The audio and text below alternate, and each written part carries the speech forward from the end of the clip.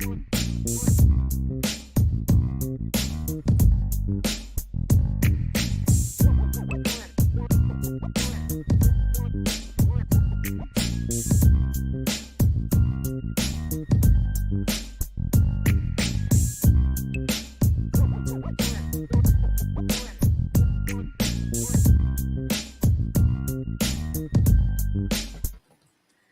we doing? IB Nation Sports Talk up and running. Hope you're having a great day. A brand new week coming out of Notre Dame's bye week. I'm Sean Stiers. Jesse Stiers is with me here today. How are you today, Jess? I'm doing good, actually. It was a pretty busy Monday. I worked longer than I wanted to, which is never a whole bunch of fun, but I also got out of bed later than I wanted to as well. So I think it all balanced out. I'm excited that the bye week blues are gone. You know, it's the worst time of the year when you have to go 2 weeks between seeing, your favorite team play. It always seems to take forever, but excited to get back into it. I think BYU will be a good matchup and test for Notre Dame this week. I think we can gain some more answers on what this Notre Dame team is and get some more concrete kind of evidence for some things that we're hoping to be true about Notre Dame. And I say hoping because you can only hope. Nothing's concrete right now after just 2 games, and one of them kind of being against a North Carolina defense that was pretty shaky. So very, very interested in the matchup this week for BYU. The bye week always lets you clear the mechanism. To borrow from Kevin Costner in For Love of the Game, you clear the mechanism, you clear the brain. It's like you put all the you don't have to worry about bad plays, bad calls, good calls, any of that stuff. You can kind of push it aside for a little bit and just sort of sit and relax and watch, whether it's college games on Saturday, NFL games on Sunday, or even college games Friday night for that matter, because there was at least one game Friday night. But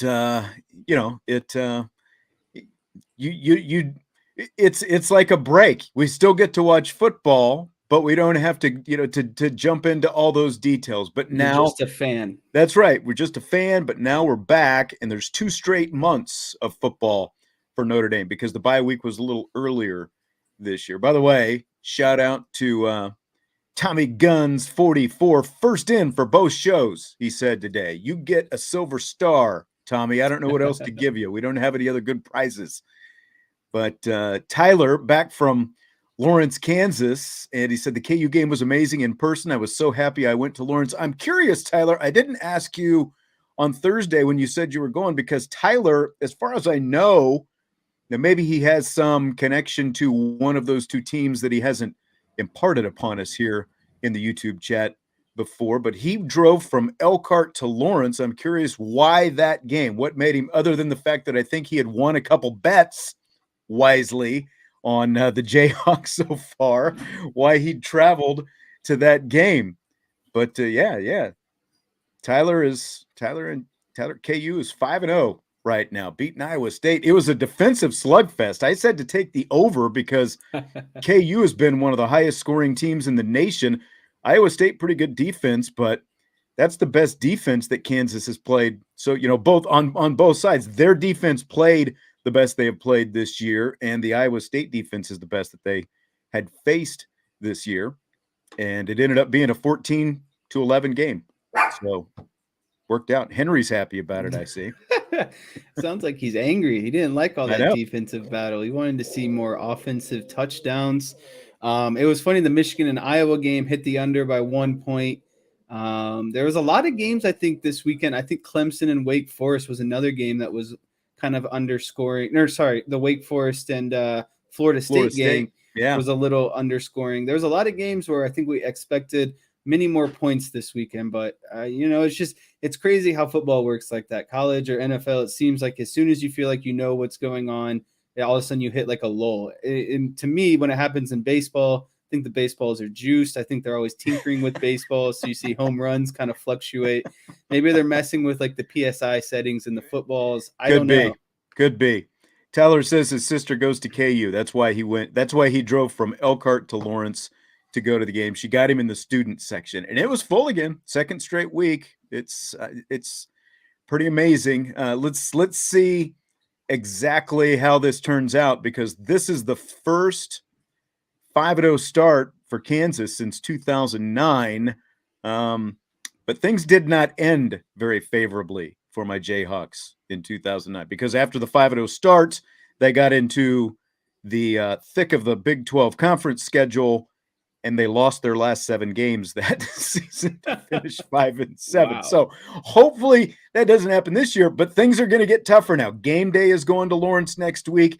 TCU, Sonny Dykes has got TCU unbeaten as well, and they've got a great offense too. So that thing could just be a shootout between Kansas and TCU when game day comes to Lawrence and Booth Memorial Stadium Saturday. So That looking place forward is to that. gonna be First ever crazy. time college game day has been at a Kansas football game. So that's pretty exciting for the Jayhawks, my alma mater, for those who maybe didn't know. KU was ranked last week, question mark. I saw they're 19 right now. They were not ranked yet last week, but they are ranked right now. They cracked the polls for the first time. Hopefully they stay there, because like I said, TCU is going to be a pretty good team this week.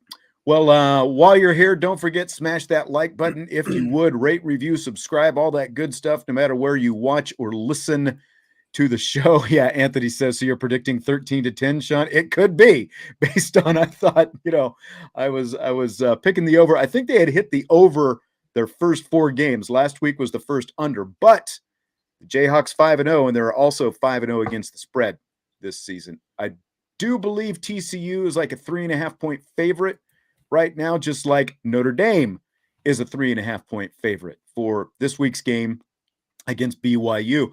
And the line started at 2.5, the first one that I saw this weekend, and it is up to 3.5 right now. So we'll have to keep an eye on that as this week goes along for the Irish and the Cougars in the Shamrock Series game. And we'll hit some specifics on the Shamrock Series coming up in rapid fire in a little bit. Wanted to start off Marcus Freeman. First time we've got a chance to talk to him since after the North Carolina game, rather.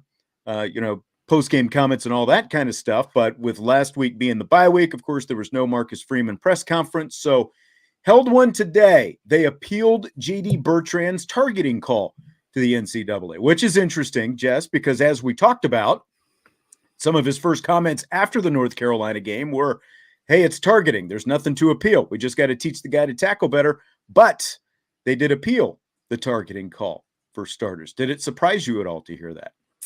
I think it surprised me based off of the comments that were made, right after the game by Marcus Freeman, but in context of overall kind of what I would expect out of a head coach, I'm not surprised. So I think after things kind of blew over, the bye week settled in, Marcus Freeman kind of had some time to sit back, and obviously he decided to appeal. So as a head coach, it doesn't surprise me, but after the comments he made, it did surprise me a little bit. It seemed like he was pretty confident in the fact that they weren't going to appeal it and that it was a dirty hit.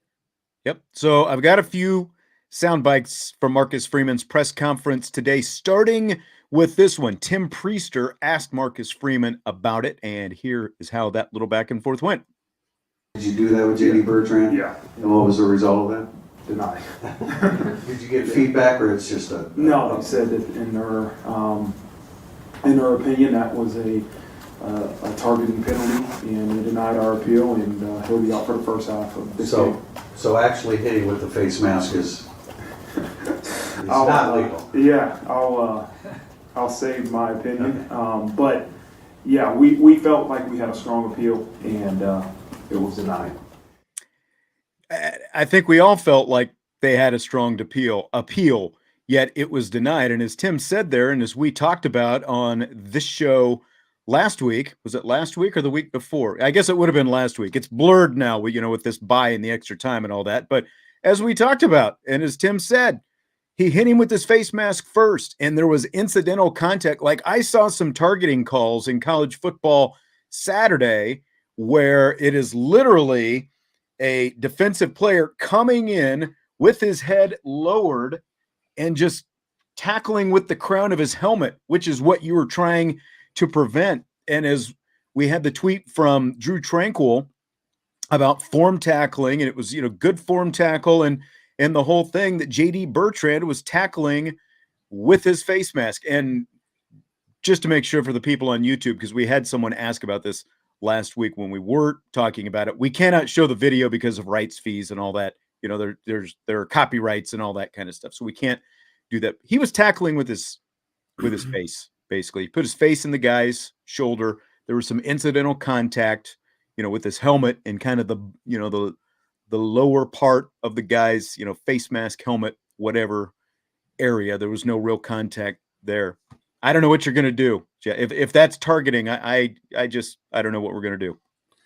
I think this more so errs on the side of, you see this a lot in the NFL, the MLB. A lot of times afterwards, the professional leagues, college leagues, NCAA, whoever it might be, they don't necessarily want to go against their refs, their umpires, that kind of situation. And so I think most of the time we see these calls be made, and then once it's determined and the game's over, these guys aren't going to go back and kind of say that their own refs were wrong, that kind of situation. They're not going to publicly make their own people look bad. So I think it's more not necessarily was it a bad hit, a dirty hit, a clean hit, proper form tackling. I just thought that they just stuck with their guns no matter what, and they weren't going to double back on it. And I think that that's oftentimes what we see, like I was saying with the NFL and the MLB, which is, it's a shame. I think that they should be able to admit in certain situations where they're wrong. And like you said, that there's just clearly wasn't targeting. There's so many, you see so many more worse circumstances. And I know that it's not based circumstance to circumstance. It's what the rule is, but he didn't lead or, initiate contact with the crown of the helmet. He stuck his face right into the guy's chest plate, shoulder plate, whatever you want to call it, and made a proper tackle. So at the end of the day, I don't know what Bertrand's supposed to do in that situation.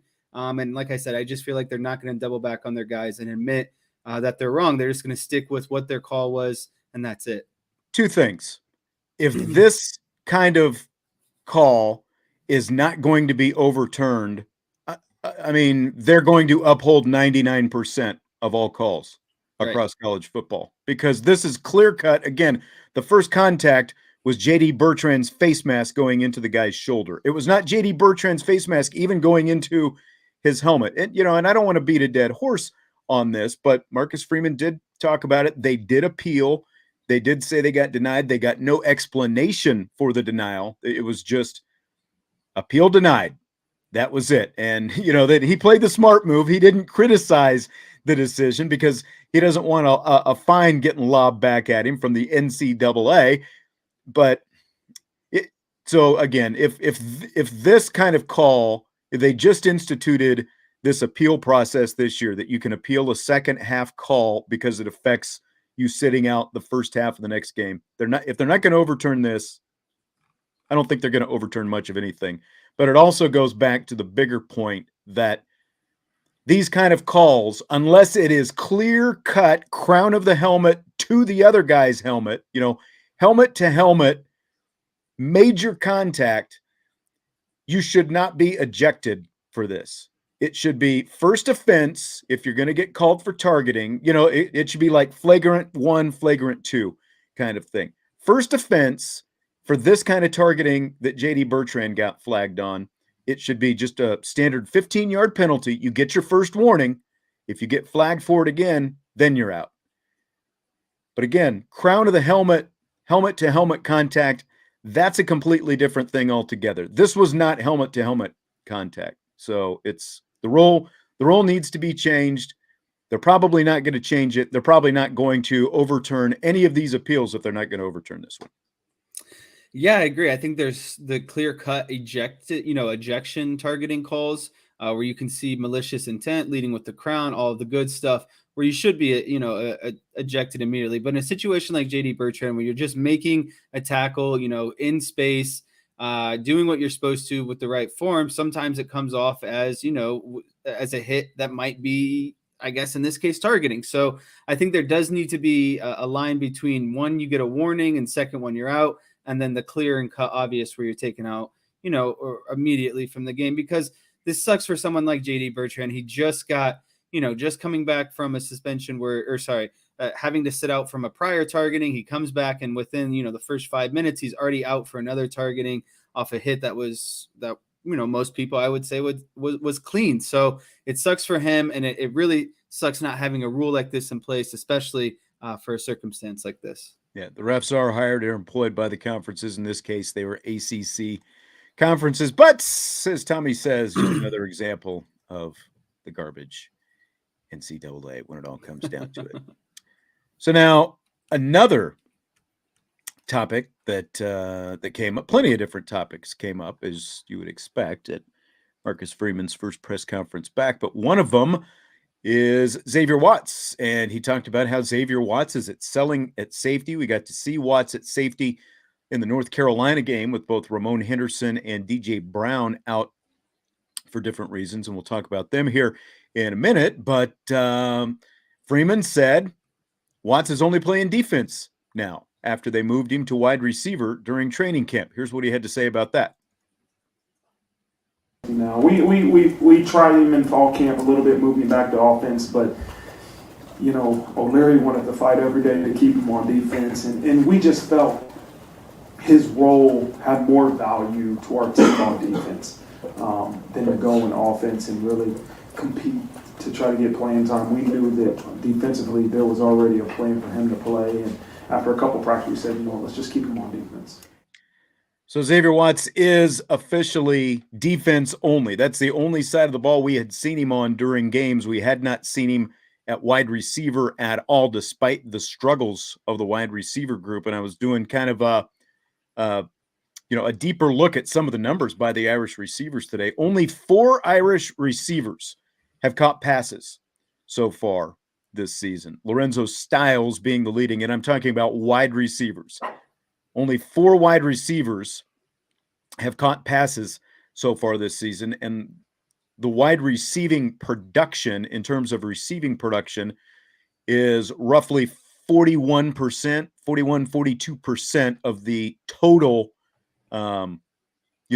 receiving yards and catches production that Notre Dame has. So they tried moving Xavier Watts over to offense during training camp. We saw him over there, looked pretty good, in some of the drills that we saw him over there. But that experiment is over. So Watts is back to the defensive side of the ball, even though we haven't seen anyone really besides Lorenzo Styles step up. That's like, if you're going to move this guy over and then move him back, you'd like to see some other guys step up in the receiving room, Jess, but we just haven't seen that so far.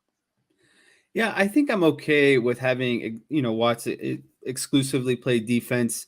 That's obviously what he's played before.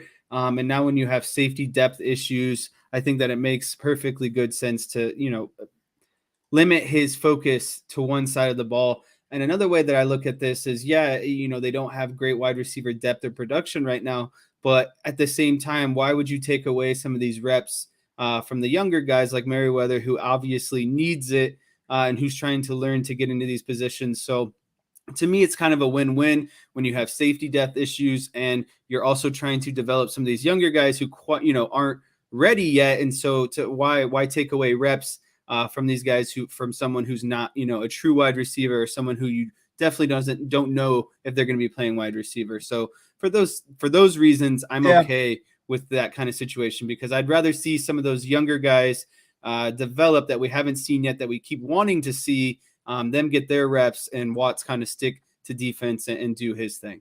Yeah, I mean, that's actually a really good point. If you're not going to give him a bigger look, or if he's not showing that he's ready, especially at this point in the season, you're 4 games in and in a bye week and all that stuff, and they had obviously ditched the experiment, a while back. They just never really talked about it.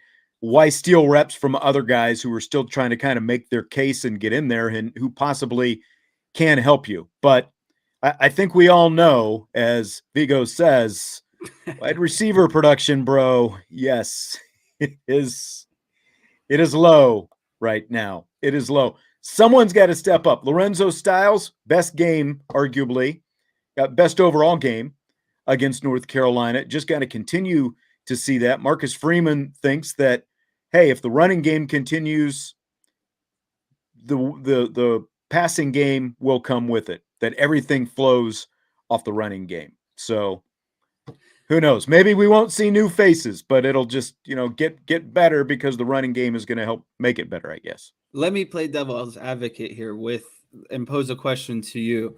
With the three-headed running monster running back that we're seeing kind of Notre Dame develop here, guys who can run the ball, have different running styles, abilities, fast, more outside. Some guys are better downhill. They can all catch the ball out of the backfield. Would you take having that kind of running back production and be okay with where the wide receiver production is, knowing that you can get, good production out of Mayer, decent amount out of Styles, and you have this good running game, but you also have, these 22 set or 2 running back sets that you can get into where you can get them kind of some touches as well on some, quick throws. Do those things balance out in your opinion? Or do you still need to see much more from the wide receivers? I mean, it has balanced out, but they have helped offset it because of their own production, and obviously having Michael Mayer helps as well. Between having Mayer and what you're getting out of those receivers, I mean, look at Logan Diggs. I mean, and just basically look at the last 2 games what they've got, and that was, look again. Go back to those first 2 games, regardless of who's quarterback. All the stuff they've done with the running backs in the last 2 games is stuff they could have been doing with them in the first 2 games, but they chose not to. And, that plays a big part in where they are right now as a group. I think you can take that as some of the trade-off because that receiving group between, especially Tyree and Diggs, they have really offset it, but they've had to help offset it because of the fact that you're not getting anything more downfield. Now, sooner or later, don't you think, Jess, defenses are going to pick up on that. And at some point, it's still going to be on the receivers to step up and be a bigger part of the game, and on Drew Pine to be able to step up and hit some of those throws downfield and make them a bigger part of the game. Yeah, and I think that's, too often today, defensive coordinators are smart enough, defensive players are athletic enough that they can get into, certain situations where they can load the box, take away that run game, and also take away, be comfortable with taking away a lot of that kind of, quick pass, intermediate passes.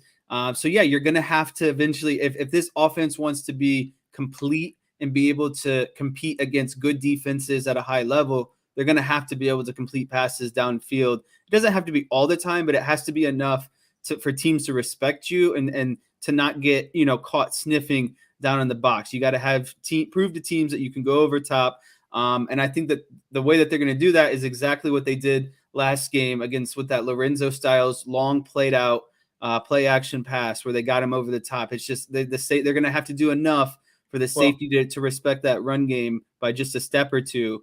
And yeah, that's really going to be, they're going to have to consistently keep making those kind of plays. And again, that's where the running backs, and especially, the 2-back sets, because we talked about the fact that 19 plays, you had either 21 or 22 personnel, 2 running backs and 1 tight end, or 22, 2 running backs, 2 tight ends. I've said over and over, I don't like the 12 personnel, but now Eli Raridan has really come on as a blocking tight end. He's probably their best blocking tight end right now. And that's really come out of the blue because that's not what I think we anticipated, especially early from him with this, his size and everything else coming out of high school.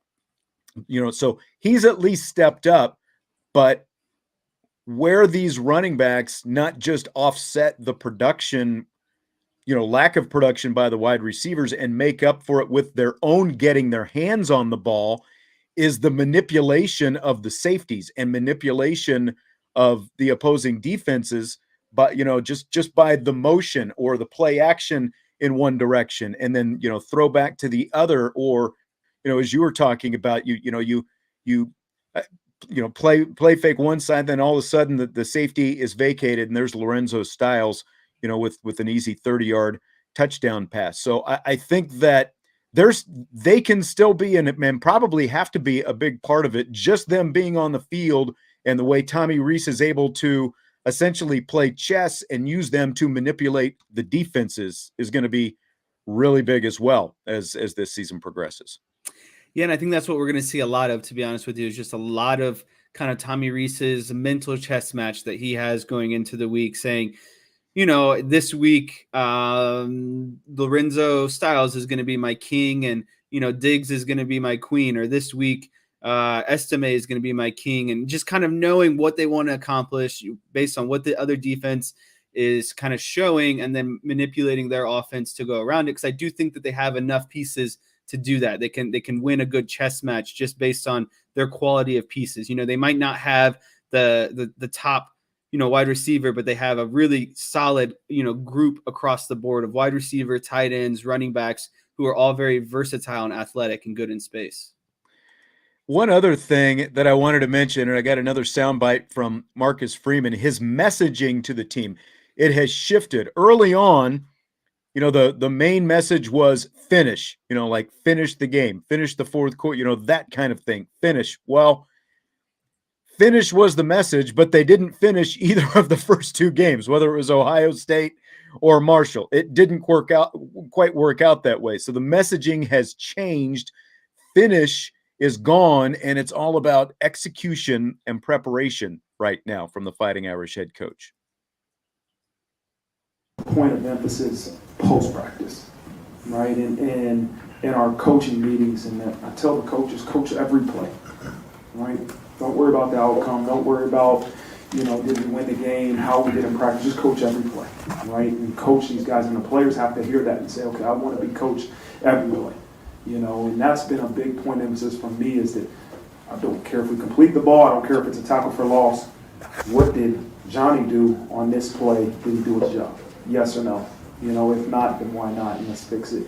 And so that, to me, is more important than anything, is that our coaches coach every play. And we evaluate every play and not worry so much about the outcome. And so it's a point of emphasis. If we got to stop practice, stop practice. If we are in the middle of a scout team period and we need to stop it to correct somebody, stop it and correct it, because we can't just go on and saying, okay, hey, we made a good play. Johnny didn't do his job, but we scored a touchdown. Were you less likely to do that in August? No, probably. Okay. Probably. I didn't. Sometimes it takes failures to really evaluate how you're leading. And it shouldn't take that, but for me, after the Marshall game, I kind of said, hold on. Let's really, really look at how I am as a leader. Where can I improve? And it starts with me. It starts with the head coach and making sure that, you really improve as a leader. And one of those parts was like, hold on, let's stop worrying about finishing, because that's more outcome driven, right? Let's finish this game. We're up in the fourth, finish the game. Let's really evaluate every single play and make sure we're executing. Couple things off that, because the end there, Marcus Freeman basically admits he made a rookie head coach mistake, that he was focused on the wrong thing. His messaging to his team was about the wrong team. Finish versus, like the process-based stuff, I think becomes cliche because every coach talks about it, but that's essentially what he's saying. It's about the process of making sure you're doing it right. And since it seems like, because the messaging changed after the Marshall game, as he said, and he had to look and say, okay, what, and is this the right thing that we need to be focusing on? He decided that it wasn't, and it's all about execution and preparation. And if they're in practice not getting the rep right, they're not just going to keep on going, through a rep that was done incorrectly. He said they'll stop it down and start it over and do it correctly. And that's the only way you're going to eliminate, I think, a lot of those on-field mistakes that we saw in the first couple games, is doing it that way. What do you think about all this as a former player, Jess? There's a lot to kind of unravel here. And I think that finish comes primarily from the result that we saw Marcus Freeman have last year in his first game in that New Year's Six Bowl. I think that was kind of where they lacked, is they didn't finish in the second half. They didn't finish in the fourth quarter, and they ultimately lost. So I think that hung around with Marcus Freeman for a while and left a bad taste in his mouth. And I think he kind of skipped over the steps and landed on, well, we just needed to finish. Well, that wasn't really his team. This team is a lot different from last year's team. And I think, unfortunately, that kind of message of finish, which fit, at the end of that Oklahoma State game, lingered over into this season. And I don't think that this team was really ready yet for that to be the team motto of finish. I think the proper preparation and execution are far more important, especially for kind of a younger team or a team that's coming together, a lot of new pieces. In my opinion, proper preparation prevents poor performance. You can't, the 5 P's, they're somewhere in there. I knew it was somewhere. Yeah, I couldn't think of. Yeah, that's right. So Proper I think that preparation prevents poor performance. PPP. that's the thing that is most important, especially for these guys where there's a lot, like I said, a lot of new players, maybe some new schemes, guys filling in roles that they haven't quite yet, a lot of new coaches. You can't perform unless you have, your preparation down. And we talked about that gains you a half a second to a second, especially as a defensive player and even as an offensive player, just knowing before the play even starts of where, what the other team is lining up in, going through the mental kind of play of this is what I need to do. They're showing me this. And then now your body just reacts and you play better, you play more loose, you play more fun. And so I'm all on board with that proper performance or, that Preparation. Proper preparation. You moved your P's around. is very important. And obviously the execution of it, right? You can prepare all you want, but that comes of being prepared and then executing the play one play at a time. So I also think another big thing to kind of unravel in this is that Marcus Freeman took a big step as a head coach after the first 2 games. Things weren't going right. There were 2 losses, obviously a bad loss at Marshall to home. And like he said, he sat down and he rethought his process, and it's led to 2 wins for Notre Dame. And I think that that's something pivotal and a big leap for Marcus Freeman as the coach. These are kind of the growing pains that we talked about, but these are the things that you want to see your head coach do or get better at, and the ability to look himself in the mirror and say that, I need to change. It's not what the players are doing wrong. What can I do to help the team out better? And now we have 2 wins because of it. I think I said this after the Marshall game. He looked like through his first 3 games as a head coach, like a young first-time head coach who went into each game with a specific yet different game plan for each game, but specific game plans for each game, but really had no counterpunch when it was time to adjust. The other teams all made much better adjustments to him than he was able to make back to them. There was no counterpunch. And so after those first 2 games, as you talked about, Marcus Freeman could have just kept saying, well, look, I'm putting together the best game plans I can. I think that I'm preparing this team the best I can. I think I'm doing all the right things. If I just stick with what I'm doing, it's going to work out eventually.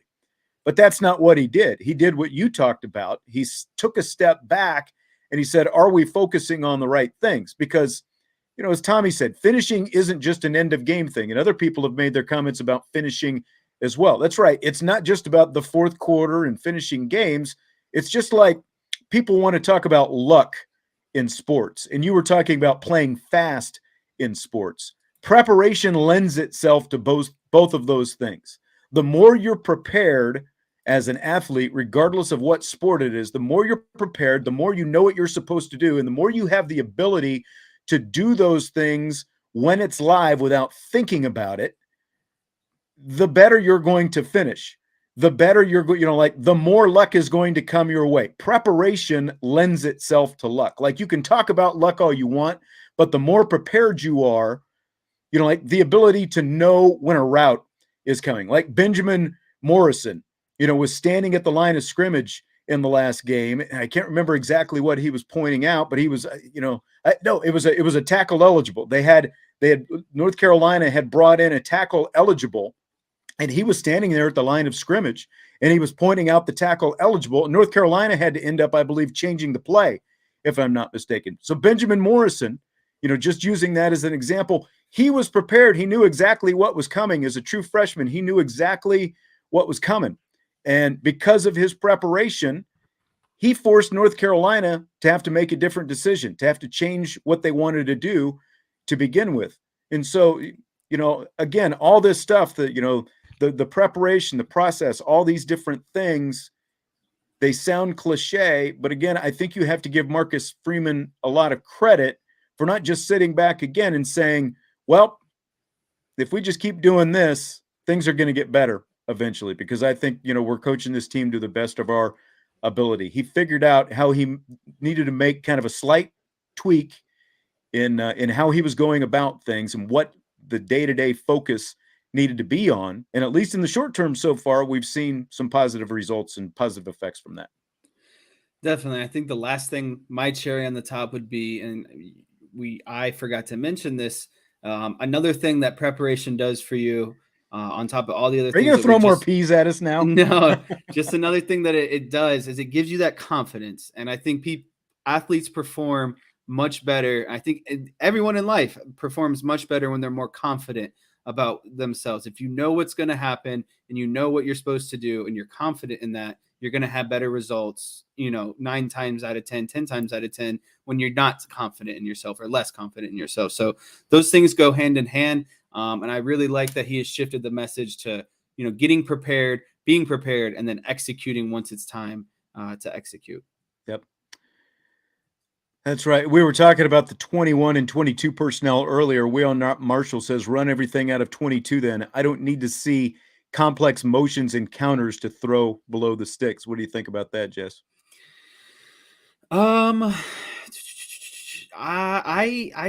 complex motions and counters are kind of what set up and help this offense kind of do other things. It gets the defense's eyes to move in different directions and potentially kind of overloads or overcomplicates things when really it's kind of a much more simpler at the end of the day. I think they're trying to get what you're talking about, but on the other side of it, affecting the defense, making it harder for them, overcomplicating things. That's why I think the motions are needed. It might seem a little bit too much, but those are the things that get the defense off balance, get their eyes looking one way, and then you're hitting those backside wheels up the sideline on later plays. You're using it to kind of set up other things. Yeah, and again, complex, it's a fairly subjective term, I guess. What's complex to you and I probably isn't complex to Drew Pine and Tommy Reese and in the running backs in the offense, because again, I don't think they had 22 in the case where Estime and Chris Tyree caught their passes, against Cal. But again, remember, they started off with 2 backs in the backfield, Pine in the shotgun. Estime was the right back.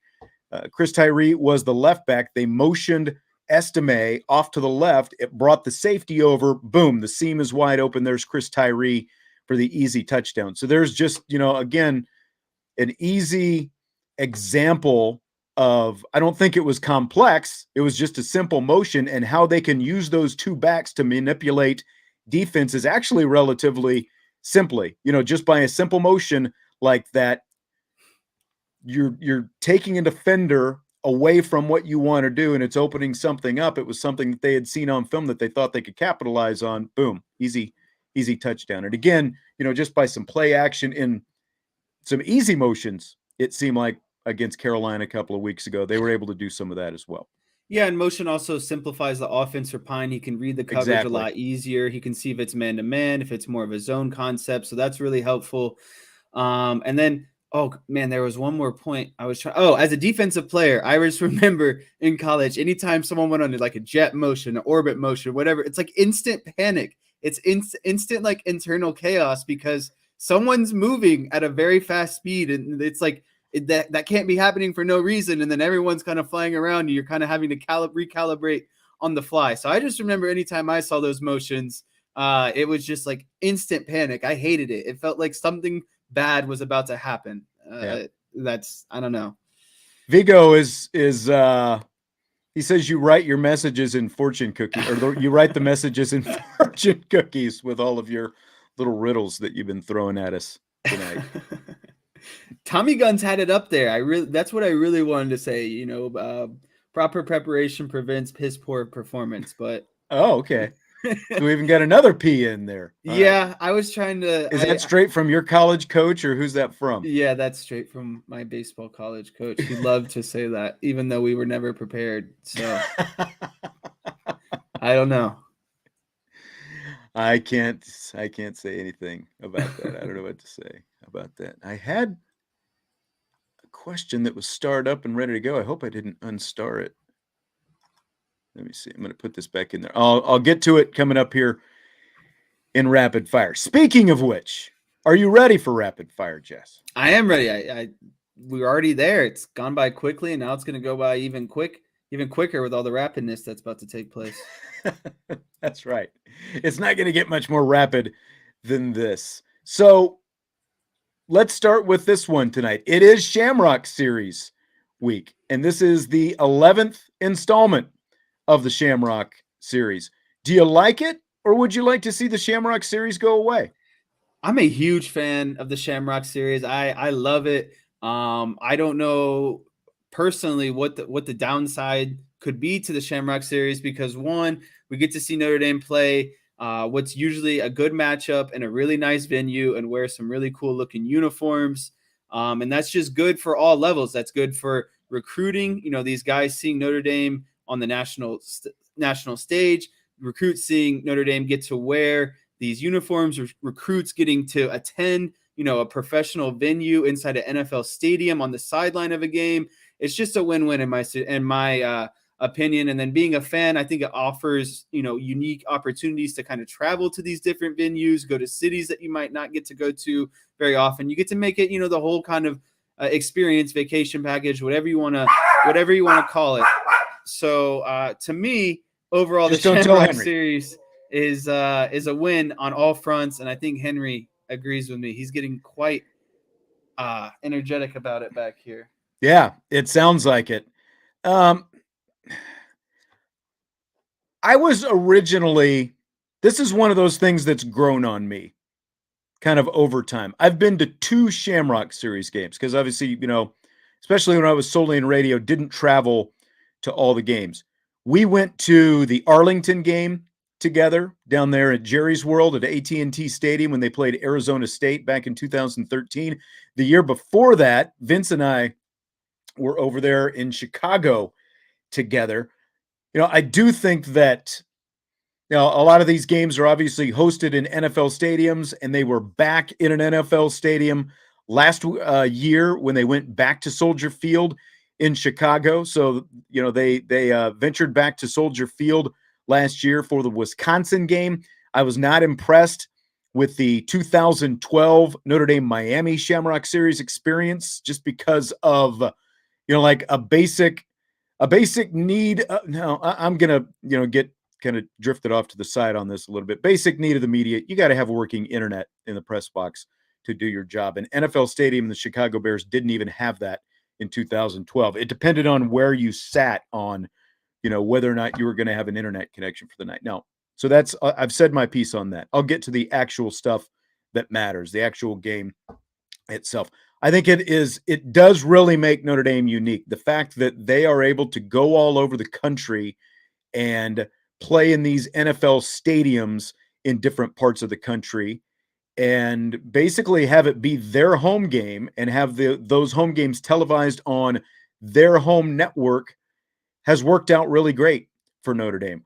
You know, early on, I wasn't thrilled about, well, you're giving up a home game and, you know, the home economy and the fans and getting them excited and all that stuff. Well, you're also giving fans in different parts of the country the ability, your fan base, you know, the majority, you know, your fan base in all different parts of the country, you're giving them the opportunity to travel to these games and not, you know, still get to experience a Notre Dame experience.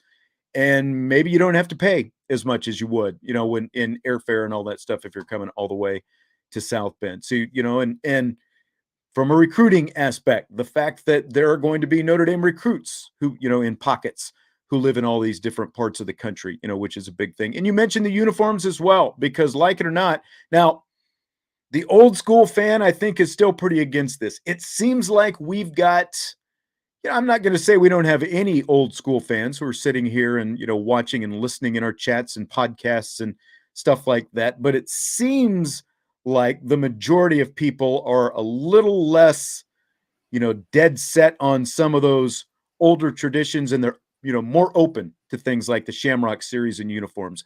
The uniforms and the uniform variations are a big thing. You know, to me, it was a big deal that they finally wore green jerseys for the first time in 5 years a couple of weeks ago against Cal. Just doing that, I think, would go a long way. But the fact that they can come up with some of these different uniform combinations in the Shamrock Series game, even though I'm not always thrilled with every uniform combination they make, you know, I'm in my 50s. I'm not the one putting on the uniforms. It's kids in their late teens and early 20s who get, geeked out about this stuff. They're the ones that they're doing it for. So I think it's pretty cool. Yeah, and just again another cherry on top. It's like, didn't they go to Ireland for one of the Shamrock Series? They even took it international, or was that just That was a not regular a Shamrock season Series game. Yeah, that was not a Shamrock Series game. I got myself. I thought I had another extra point, but it backfired on me. But still, it felt like the Shamrock Series. But yeah, the Shamrock Series is a lot of fun in my opinion. And I just can't wait to see, what venue they're going to next. I always get excited for where they're going to be playing and what uniforms they're going to be wearing and all of that. I think it's just a really unique thing that, again, only that Notre Dame football is really the only school that says that they can do it. Irish Chi-Town says Shamrock Series needs to be tinkered with. We should play Army and Navy every season. Those games should both be neutral site games. Man, I don't know. Part of that, I see what you're saying. I think you have enough people who, actually want to see Navy go away, but just the fact that Navy is staying on is an issue to some people. And then adding Army and Navy, so you've got the option twice in there. I don't know about that, but I do I would like to see, I guess I see what you're saying, because if you had Army and Navy and they were neutral site games, well, but again, then you're like, would you want both of them to be neutral site games? Because I could see where, like, if you were playing them every year, then one year Army could be the home game, whereas Navy is a neutral site game, and then you just flip it the next year. So you've got natural partners there. I don't know about Army and Navy every year, though. What do you think? Yeah, I think that another aspect you have to look at neutral sites is where, what does that take away from a home game? An away game is to alternate between Navy and Army every year, because then technically are you getting more extra home games and, not having to go on the road so much. So I think that there's just a lot of complications that could potentially come from it. But, I don't mind playing Army and Navy every year if that's what they were going to do. I think a cool thing would maybe alternate between maybe all of the the branches, Service academies. Yeah, you could go between Air Force, Navy, and Army every year. So, I think that there's definitely something that they could do to kind of tinker with it. But Army and Navy every season and rotating them at neutral sites, I think it could just get a little too complicated. Yeah. Well, we'll have more Shamrock Series stuff as the week goes on. Don't worry, we'll have more Shamrock Series conversation. I want to think about that Army Navy thing a little bit more. I want to think of like what the benefit would be. Like if you were to replace like a MAC school with Army, would that make sense? We'll continue down that line after I think about it a little bit more. Okay, so Vince and I talked about the prospects of Notre Dame being ranked again this season, late last week. Here's my question to you, Jess, before I tell you how that conversation went. Scale of 1 to 10. What chances do you give Notre Dame to be ranked if the Irish beat BYU this Saturday? So they beat BYU Saturday. Polls come out Sunday afternoon. Is Notre Dame going to be in them? Top 25. 1 to 10 scale. This is tough. This is a lot. I would put it at around like a 6.5, 7. I think where it will actually land in the view of, the broader view of the rest of the country is really like a 3. I don't think that they're going to be ranked if they beat BYU. And so I started looking at the schedule of when, assuming that they rip off kind of a win streak here, I would say if they win BYU, Stanford, I think they'd have to win UNLV again. And then they would be ranked going into that Syracuse game, assuming that Syracuse kind of stays, on schedule and all that. It would make for a really good matchup because Syracuse is 5-0 right now. I think that, and that's another hard game that Notre Dame has now that no one kind of saw, looking at this season at the beginning of the year. So for me, I think that they have to win them 2. I think 2 more might get them, but definitely 3 more will get them ranked if they can win their next 3 games in a row. Talk about differing ends of the scale. Stymie says 9.5 with a convincing win. Everyone's taking losses this year. ND lost early. Anthony says 0. They're not even close to being in the top 25. I just think that offensive performance against Marshall really left a bad taste in a lot of people's mouth. And I think it's going to take a lot of consistent convincing before we could see them be ranked again. Yep. Chi-Town says 10%. We'd have to completely dominate BYU. So he's basically saying 1. And I'm pretty low too. Like Vince was completely on the opposite. Like Vince's rationale was you beat BYU, you're probably going to be ranked. And 2 losses and one of them being to Marshall, it would definitely have to be a very dominating win. But even then, I think they need to see one more. There's still a 2-loss team, and one of those losses is to Marshall. So I think they got 5 votes. I can't remember if it was AP or coaches poll this week. It was one of the 2 polls. They got 5 votes. I just don't think you're going to go from there to being in the top 25. Now, some teams have helped them, like Oklahoma getting beaten 2 weeks in a row. That helps. Minnesota getting beaten by Purdue last week. That helps. Kansas or TCU is going to lose this week, so that'll, so there'll be some ripple effect. There always is.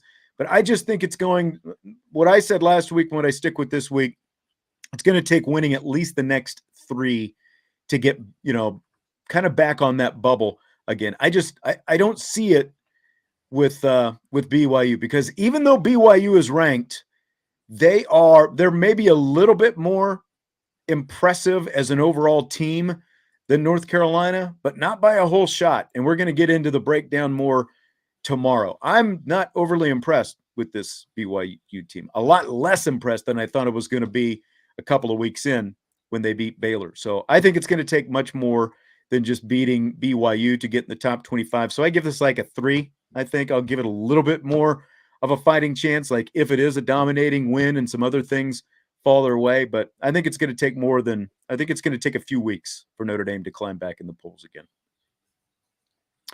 Do you buy or sell, Jess, October as the best sports month?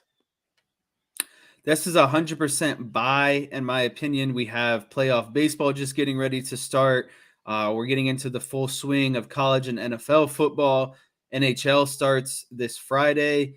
The NBA will be starting in the middle of the month. If you care about those sports or not, I don't care. It's all those professional sports teams going at once. We're in the full swing of, the beginning of the season. Everyone's interested. Your team still has a chance when it comes to football. Baseball wise, we're getting down to the playoffs, the best time to watch baseball. I would say when most people actually do watch baseball. So to me, that this is no doubt the best sports month that there is. And I think a close second would be March. But for me, that this October is always the best sports month, in my opinion. It's typically October or March.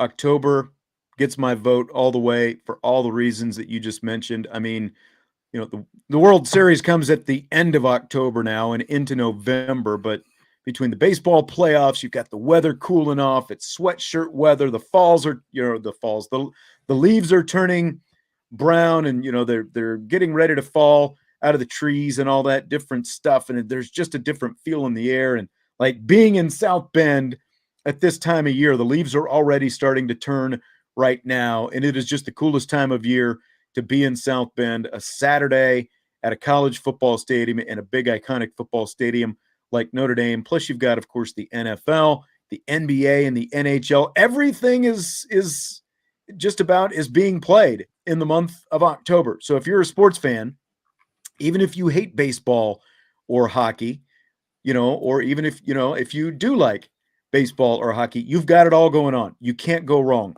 in October. So to me, like, the tournament is great. March Madness is great. But on the whole, October is the best sports month, period. Can't beat it. Can't beat it. All right, so Wisconsin now has fired head coach Paul Chryst. Which is the better job, I ask you, Wisconsin or Nebraska? To me, they're like the identical program. It's like 50-50, kind of a toss-up. Just based off of who's had more recent success, who has made kind of a bigger name of themselves more recently, I'm going to have to go with Wisconsin. Like I said, the programs are really kind of equal in my opinion. Nebraska's probably got more of a richer history, but in my opinion, right now, where the programs stand based off of kind of most recent relevant success, I'm going to have to go with Wisconsin. Paul Chryst was in his 8th year, and he had won at least 9 games 5 times in his first 7 seasons, and he won 8 games another time. The only time in that stretch he didn't win at least 8 was 2020 when they only played 7 games total. They went to bowl games every year. This is like Paul Chryst is a Madison, Wisconsin native. And like you look at Paul Chryst and it's like that guy was meant to be the head coach at Wisconsin. He's over there with his cheese curds and he's over there doing his stuff and he's offensive line and all this stuff. I think what hurts Paul Chryst, what had to have hurt Paul Chryst is they got Graham Mertz, and Graham Mertz, obviously because they got Graham Mertz, Jack Cohn came to Notre Dame as a grad transfer, and he was supposed to be this big stud, hot shot prospect who was going to take Wisconsin to the next level, and that hasn't worked out. And so I think that really bites him. Like if you're just going to look at it from an NIL perspective, apparently Nebraska's got all this NIL initiative, but I don't know what they're using it on. Granted, it's only a year old, but it hasn't helped them so far. Didn't help Scott Frost at all. I think Wisconsin is slightly the better job because if you look at recent history and the fact that they're both in the same conference and the same division in the same conference, Paul Chryst was winning a lot more games at Wisconsin than Scott Frost or any of his predecessors were winning at Nebraska. So I would make Wisconsin the better job. I'm really curious, I guess what would put it over the top is how quickly they decide they're going to hire Brett Bielema back because, that ended up being the nail in the coffin for Chryst, losing to Brett Bielema, which when he went to Arkansas gave Chryst the opportunity to get the job at Wisconsin. Now he's back at Illinois, and Illinois wins that game. So I'll be really curious to see if they go after Bielema in the offseason. But I think it's relatively close because I think they're very similar because you look at the fact that neither one of them has a natural, nearby big talent pool recruiting base type thing. They've got to build their programs on the same thing, big hogs and offensive linemen and all that kind of stuff. And Chi-Town makes an excellent point. Nebraska should hire Paul Chryst. Yeah. I hadn't even thought about that, but that is a great idea. If you're Nebraska, that's the guy I would get because again, you look at the blueprint Nebraska or Wisconsin has had, it's as close to the old Nebraska blueprint as you're ever going to get. And they won a lot of games in the Big Ten using that blueprint. Yeah. Look too at all the running backs that, Chryst has produced while at Wisconsin, that he's produced a lot of good NFL running backs. It's just Jonathan so surprising. Taylor. Yeah. Melvin Gordon came from over there too. It's just so surprising that a guy with 9 and 8 win seasons consistently over his career just got so canned so quickly. And I actually have a friend that's a Wisconsin fan, and I just remember him always digging into him. And it's like, well, what do you expect? Like, what's the better option? Is Wisconsin really a team that's going to be, contending for 10 and 11 wins every year? Like what's the flip side? I think that they kind of got a little too overzealous and might have, got rid of a good thing, or maybe a guy, what's Wisconsin's window at going to the playoffs? Once in every 7, 8, 10 years? Like, don't you think Chryst was kind of building up to that, maybe that opportunity to finally get there? I don't know. It just didn't really make a whole lot of sense to me when you look at the bigger picture and what he's done at his time at Wisconsin. Yeah. I mean, the guy went to a Cotton Bowl, an Orange Bowl, and a Rose Bowl in a 4-year stretch. And, again, you'd be hard pressed to find too many other coaches anywhere, outside of, like the Alabamas, Georgias, Notre Dames, Ohio State, Clemson's, those kind of schools that are going to those kind of bowls consistently. Now, again, they've taken a step back the last couple of years, but a lot of different factors at play there. I was shocked that they pulled the trigger so quickly. Now, Colorado has also fired its head coach, Carl Durrell. Do you buy or sell the Colorado job, since we just said Wisconsin is the better job? Is Colorado better than the Wisconsin job? No, out of all the vacancies that are still available, to me, it comes down to Wisconsin and Arizona State. I don't see Colorado being better than any of those. And Wisconsin actually gives kind of Arizona State a big run for its money. I said last week why I like Arizona State. You know, the rich kind of recruiting area, the good weather, a good school. You can get potentially more JUCO transfers easier into Arizona State. It's just you can do things a lot easier, and it's more attractive to come to Arizona State. So for me, it's Wisconsin and Arizona State. For right now, though, I think Wisconsin would take the cake, though, because of its success. Like, they've played in major bowl games. Arizona State hasn't. They've had, they competed out in the Big West or the Big Ten. They're trying to, they're competing for Big Ten championships. So for me, I think Wisconsin's the most popular job right now. If I were a head coach, I think that would be the most attractive one. I think it's easy for people to forget who get wrapped up in Colorado. And now, having been up I've been to, lived in Colorado for a little bit. You lived in Colorado when you were young. You probably don't remember a whole lot of it, but you go up there to Boulder. I mean, it's a beautiful area and it's a nice campus and all that stuff. I think it's easy to forget, though, that one, Colorado is basically a cowboy state, like whatever you want to make of that. There were a lot more cowboys in Colorado than I anticipated when we did move out there for a few years, when I worked out there. But two, that aside, the only successful, before Mike McCarthy, Colorado stunk. They wore UCLA looking uniforms and Colorado stunk. Mike McCarthy showed up. He did his Mike McCarthy things that were not necessarily all on the up and up, and they were really good for a long time. They had, national championship contending type teams. They were really good. I know a lot of people still staying by the Orange Bowl and the punt return and rocket and all that different stuff. But the bottom line is, the only stretch in history that Colorado football has been legitimate was in the 90s under Mike McCarthy. Before he was there, since he has been gone, that program has been nothing. So I think that I would still put Wisconsin above that as well, because there's some decent athletes out there in Colorado, but again, like what you have to do to get there, there aren't a lot of surrounding big markets to draw pools of talent from. McCarthy had to go out to Los Angeles, kind of like Tom Osborne did at times, to get some of that skill position talent, So I don't think it's a great program. I think that at best it can at least be an above average program. Oh, I'm sorry. Did I say Mike? That's my bad. That's my bad. Bill McCartney. Yep. Yeah, Mike McCarthy coaches the Cowboys. You're right about that. Mike McCarthy. Sorry about that. But the point remains. The point remains that it is not a great program. It is Bill. It is Bill. That's my bad. I think we got to give shout outs to the new interim head coach for Colorado at the moment. Mike Sanford, ex Notre Dame offensive coordinator. Yeah. Back in the day, had a failed stint with Western Kentucky. Maybe not failed, but something that didn't go quite as planned. But now he's getting to be the head coach again. Maybe this is his second calling. He can, make an impressive showing, and who knows, maybe he might be the next head coach out there. Yep.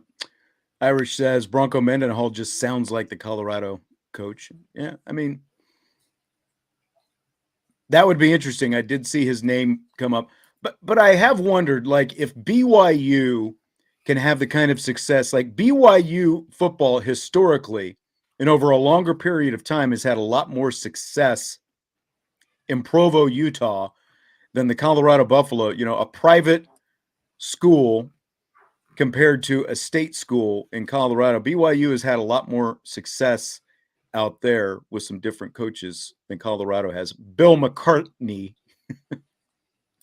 included. I will eat that and I will live with it for a long time. I got on my rant, and Fred is probably right. Mike McCarthy. I probably subliminally had Mike McCarthy on the mind because of the Cowboys. You're just loving Mike McCarthy's 3-0 streak right now. That's your best friend. Yep, that's right. That's right. He is on a roll right now.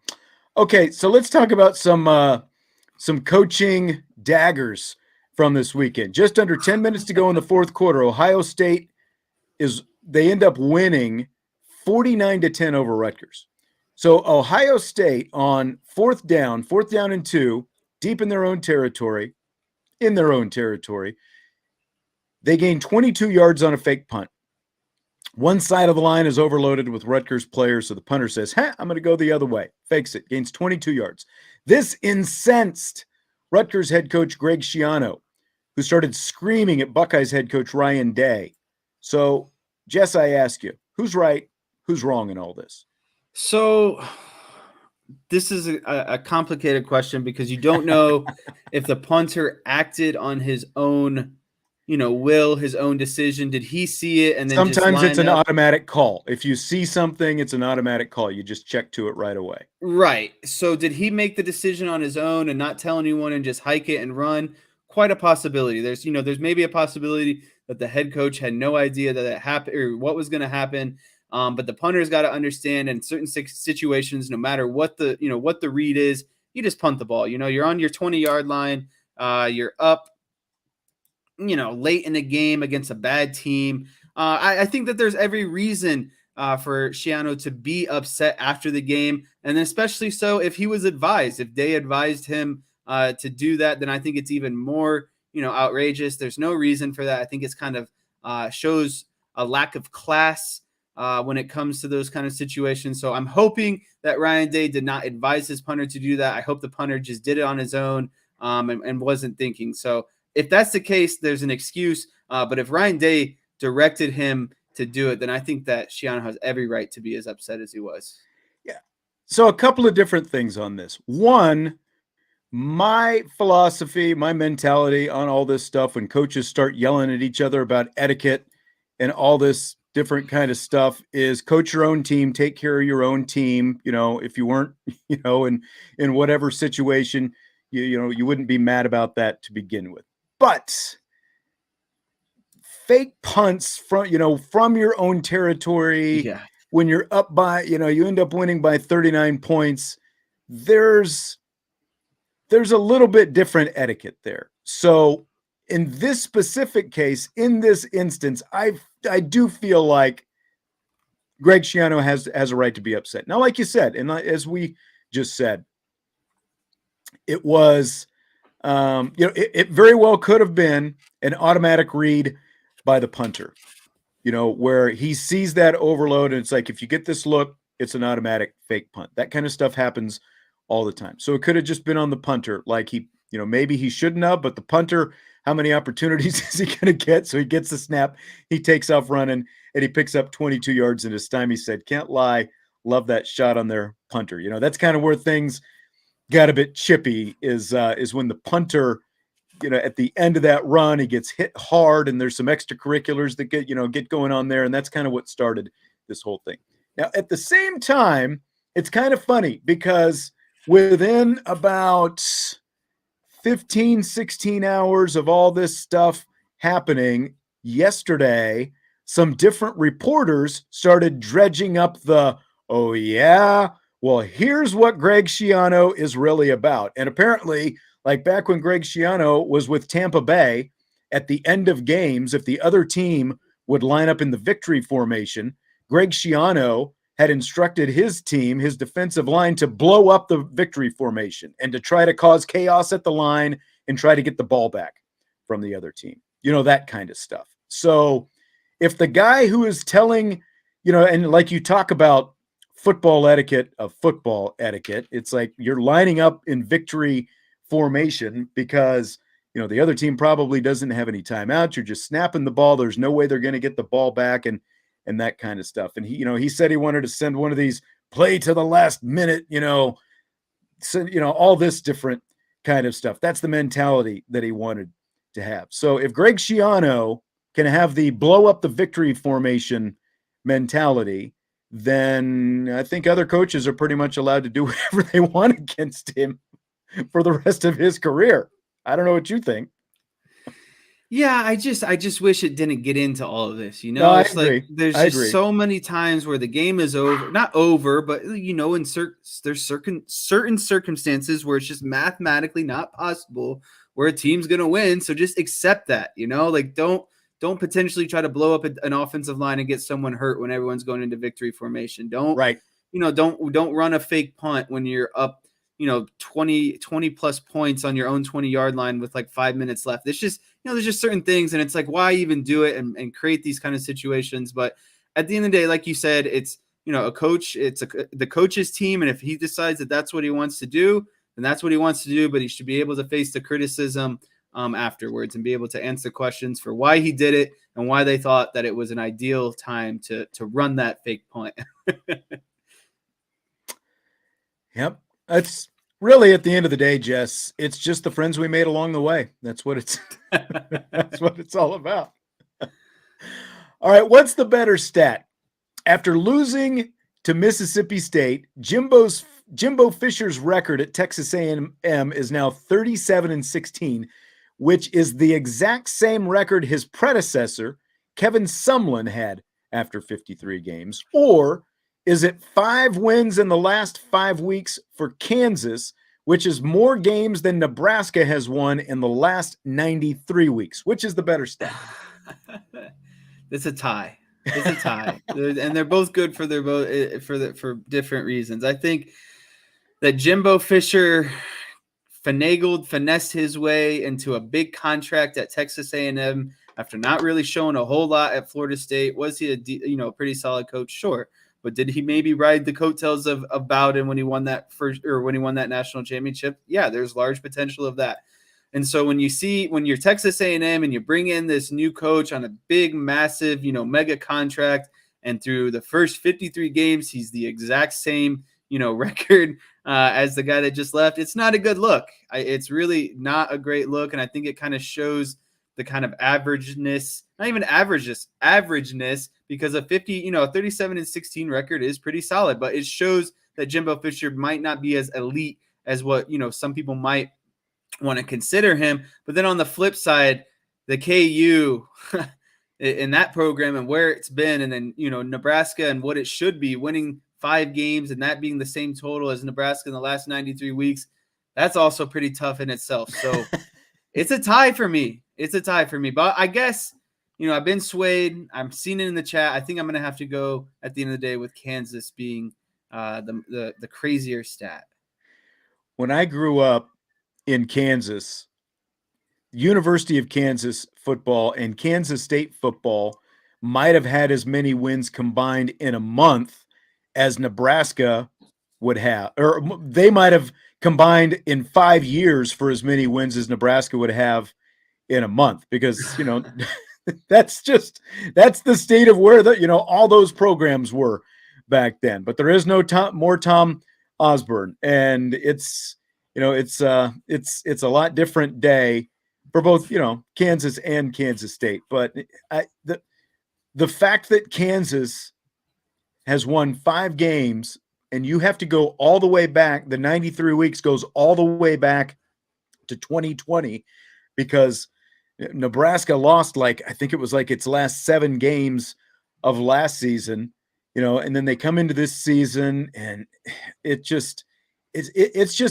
really is amazing. As someone who grew up watching the excellence of Nebraska football and then Oklahoma football for that matter, and to see both of them in, you know, everyone thought that Brent Venables, a Kansas native, by the way, was going to come back and have that Oklahoma. Look how overrated Oklahoma was right away. But it's fun to see. It's fun to see the Jayhawks doing what they're doing. I do hope it continues. I don't know if they will. But the Jimbo Fisher thing, man, it's you know, all the talk over the summer about the recruiting and the NIL and, you know, the talk about, you know, buying, you know, that big recruiting class, maybe the best recruiting class ever and all this stuff. Well, outside of that, Jimbo Fisher has just never been a very good recruiter. And maybe part of the reason that he got his feelings hurt so bad by Nick Saban is the fact that he knows that he's not been a very good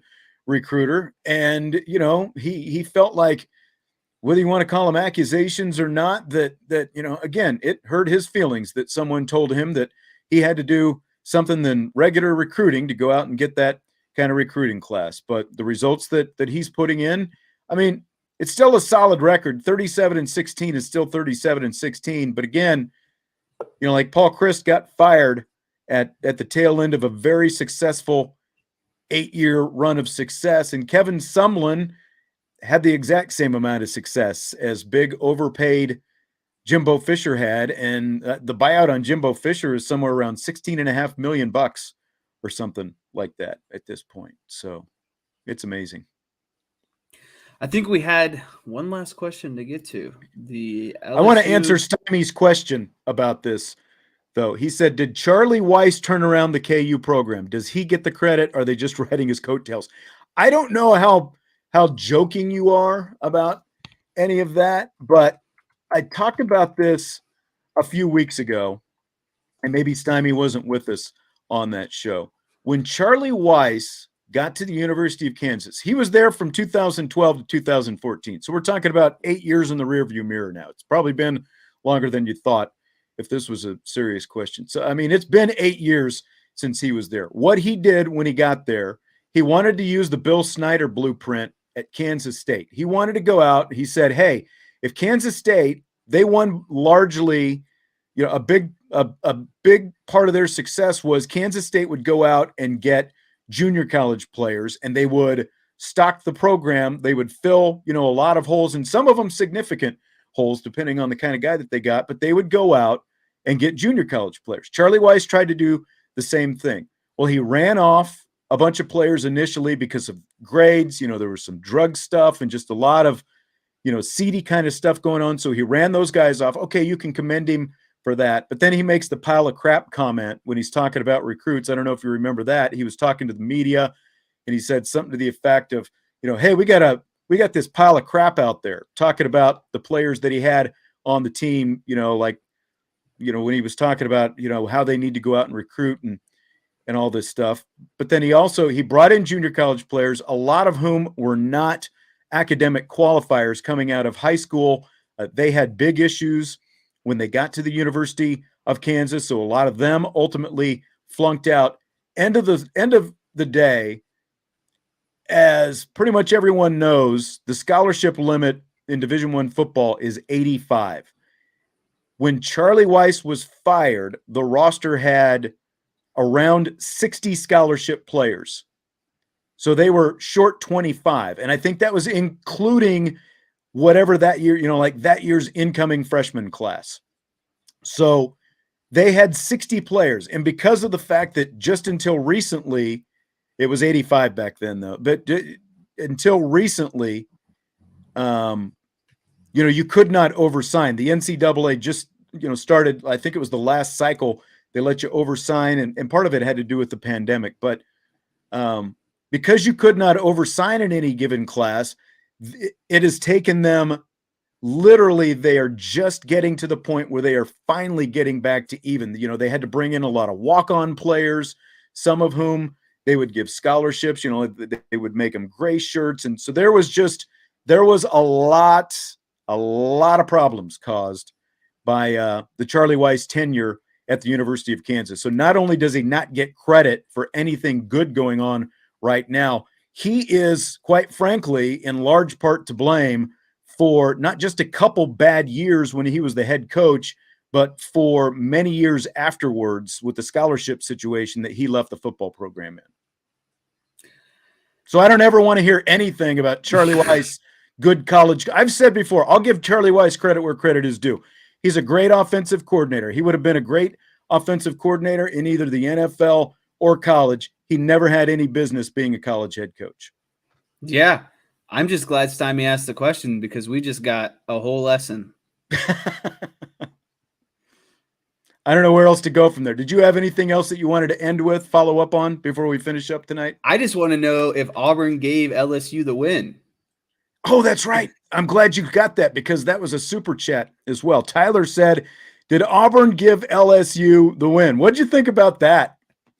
Talk about coaches on the hot seat. Man, that ain't Brian Kelly. That was a lot of garbage football at the end of the game. Just really a lot of back and forth turnovers. I don't know if it felt like that was the case. Like, I don't know, however, how else that was supposed to come off, but it sure felt like that LSU was handed that win, and I don't know why. So I'm curious to see what your kind of opinion is on that. Yeah, Charlie Weiss did make a lot of money for being a very bad offensive head coach. Yeah. Yep. And in terms of giving them the game, it was a play that I'm shocked that when you've moved the ball down there into the red zone, you're looking good, you're driving, and then it's like, okay, now let's do something completely stupid. It's the same reason I don't like reverses. I like jet sweeps and some end arounds and stuff like that. Reverses, not that was a reverse, but I'm just saying it's like that kind of stuff. You don't need to do it. You don't need to get tricky. We've talked about it before. If you're playing baseball and you're throwing a guy a fastball and he shows that he can't hit the fastball, don't throw him a changeup and take 15 miles an hour off it, and let him speed his bat up and see if he can run into one. Keep doing what they can't stop. And that's all Auburn had to do. And so I say, yeah, they gave him the game. It's crazy too, because they're now 4-1, and the only loss was that, first week against Florida State, but Florida State has kind of panned out to be a halfway solid team. Yep. We Are Not Marshall said, Stymie, you might as well have asked about the time Sean's favorite dog died. Now, I didn't quite take it that personally. Michael says, so how do you really feel about Weiss, Sean? It's just, he showed when he was here that he was a really good offensive mind. And recruiter. Yeah, and, and recruiter. He got some talent here. Defense was lacking, but program maintenance, he did have a decided schematic advantage. And a lot of the players play with a nasty streak and all that stuff, like he talked about. But he was not a program, either maintenance, builder, developer, any of that. The top end talent left and the bottom fell out in 2007 because nobody was ready to go. Yeah, it is what it is. Yeah, that's exactly right. And again, I think Charlie is a really great offensive mind. I think his kid is a pretty good offensive mind, but there's a difference between being a good offensive mind and running an entire college program, specifically coming from the NFL, having never obviously played in college. The fact that he was coming from an NFL background where he was never even an assistant coach in college, I just think it was the wrong fit. I think it was the wrong fit for both programs. I remember a Kansas City radio station had me on at the time, and they asked me about Charlie Weiss and what I thought, and I basically told him that I thought that he would have a hard time maintaining and building the program. With a program like Kansas, that there was going to be a lot of work that came with it, and it just they were kind of speechless when I told them that, because they usually want to hear all the good, rosy, glossy, good things when they just get their new head coach, but it didn't take them long to find out. So, and again, I've got no axe to grind against Charlie. When you look at the facts of how they went out and, the way he came in there at Kansas, I'm sure he's got, a list of reasons why he would justify what he did, but I think the facts speak for themselves. The roster was a total mess, and it took four head coaches later or maybe it was just three, to dig out of that mess in the long run. So, yeah, I think the most important point you made is he failed at Notre Dame, where there's a lot more things already set up, good structure, a lot more resources. Yeah. And then you go to Kansas and you have to do a lot more work, and people expected to have better results, which was kind of shocking. On another side note, Charlie Weiss Jr. didn't know he was Ole Miss's offensive coordinator. Saw that this weekend. He's doing a great job down there. He's been bouncing around and having a ton of success. We're seeing Ole Miss have a lot of success. You know how much I like Lane Kiffin. Yeah. So I don't know. I just thought that was kind of cool to see. And when Charlie Weiss got brought up, it made me think of like the 3 quarters I watched that Ole Miss game this weekend. Yeah. All right, Jess, that's going to do it for tonight. We finished with a flurry tonight. Bill McCartney. I'll have to tattoo that across my forehead, but glad that And Tommy Guns, I just saw is right. I do think that Ryan Day did end up apologizing and all that stuff. What a great guy. But still, it happened. Maybe that meant that it was actually on the punter and he just ate it and apologized afterwards. I don't know. Hey, don't forget, hit that like button, subscribe, rate, review, all that great stuff. Had a good time tonight. Jess will be back tomorrow. We've got some BYU X's and O's, so you won't want to miss that. That's right. We've got the breakdowns. If you saw them a couple of weeks ago before North Carolina, you will want to be here for Tuesday's podcast as well. We will talk to you then. Until then, thanks for jumping on with us tonight on IB Nation Sports Talk.